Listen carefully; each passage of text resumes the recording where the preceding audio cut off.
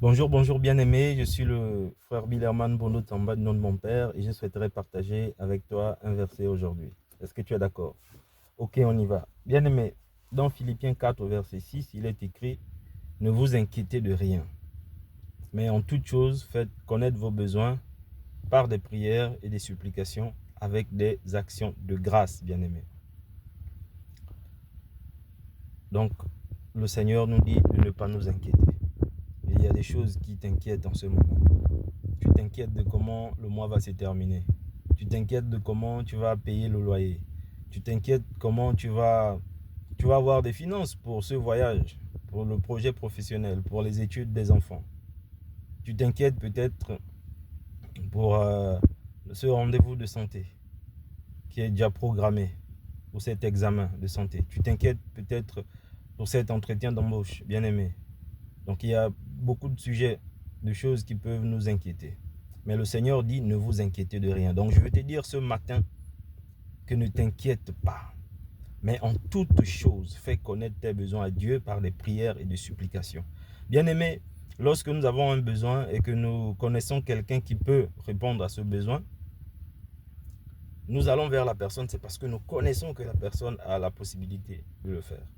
Donc, si nous allons à Dieu, bien-aimé, si nous exprimons nos besoins, c'est parce que nous savons que Dieu est capable. Et lui, il dit qu'il a tout accompli. Bien-aimé, il nous a bénis de toutes sortes de bénédictions dans les lieux célestes. Donc, il a tout accompli.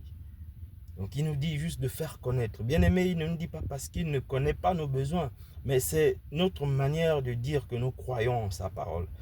Donc, nous confessons cette parole, nous le faisons parce que c'est un moyen de dire à Dieu que nous avons foi en ta parole. Et il est écrit que mon juste vivra par la foi. C'est une façon d'exprimer notre foi, bien-aimé, de faire connaître nos besoins par des prières et des supplications. Donc, et ne pas oublier les actions de grâce. Donc, à chaque fois que nous avons exprimé notre besoin à Dieu, nous devons déjà lui dire merci, bien-aimé, parce qu'il l'a déjà fait. Parce qu'il l'a déjà accompli. C'est ce que Jésus faisait quand il priait. Il rendait grâce à Dieu, bien-aimé. Il rendait directement grâce à Dieu parce qu'il savait que le Père, son Père, allait répondre à son besoin. Donc, bien-aimé, voici ce que je voulais te dire ce matin. Sois fortifié. Prie, supplie Dieu et n'oublie pas l'action de grâce, bien-aimé.